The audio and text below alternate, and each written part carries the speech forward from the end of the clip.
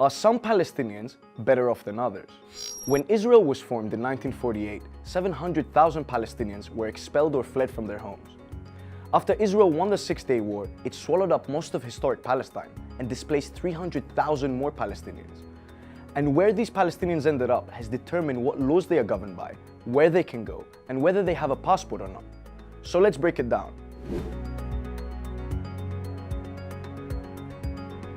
The West Bank is a chunk of land in the east of Israel.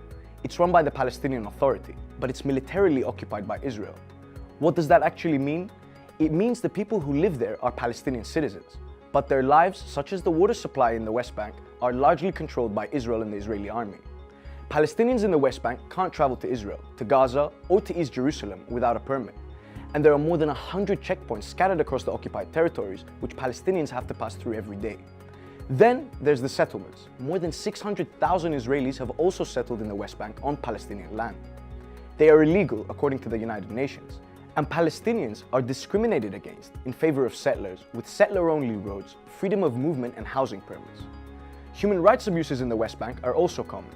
The Israeli army reportedly killed 27 people and injured 5,444 in the West Bank in 2018. They are also regularly accused of beating, torturing, killing, and using excessive force. The Israeli military is also able to detain Palestinians without any charges. It can even detain children. Palestinians on the West Bank are tried in military courts, and since 2011, these courts have had a 100% conviction rate.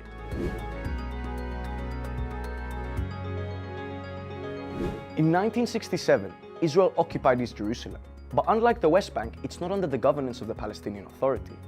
So did the Palestinians living there become Israeli citizens or Palestinian citizens? Well, neither. They became permanent residents of Jerusalem, but are essentially stateless.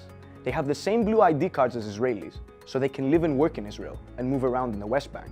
They have social benefits and can vote in local elections. But they also live under the threat of their residency being revoked at any time for links to terror groups, or because they moved to the West Bank for a period of time, or because they have gone to study or work abroad. Since 1967, 14,000 Jerusalem residents have had this happen. But unlike the West Bank, the permanent residents of Jerusalem are under civil law.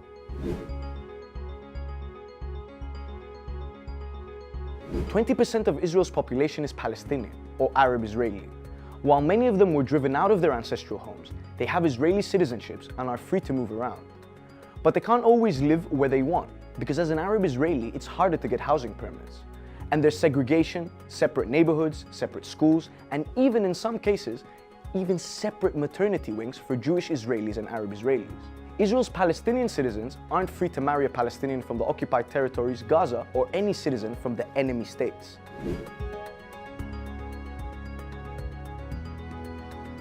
Gaza is a tough place to live. It's been blockaded by Israel for the last 12 years. The blockade controls what goods go in and what goods go out. And that's obviously impacted the economy. 85% of all of Gaza lives under the poverty line, and more than 70% of young people are unemployed. The health system has collapsed, and there's an electricity crisis and serious water shortages. If you're a 10-year-old Palestinian in Gaza, you would have lived through 3 wars which killed 3,662 Palestinians and injured thousands more.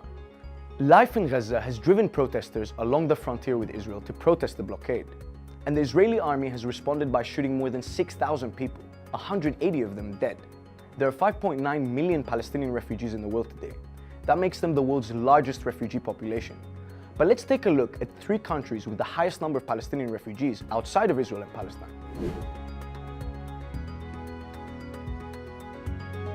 Jordan is the only Arab country to have fully integrated most Palestinian refugees into society, and many have citizenship. 370,000 Palestinian refugees are still housed in 10 refugee camps across the country.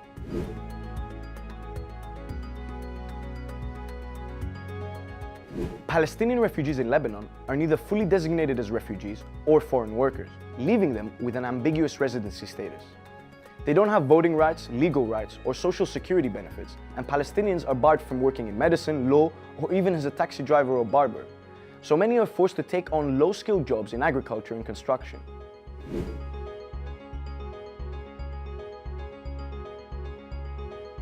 Palestinian refugees in Syria have enjoyed some of the rights of Syrian citizens. But since the war has broken out, more than 120,000 Palestinians in Syria have fled to neighboring countries.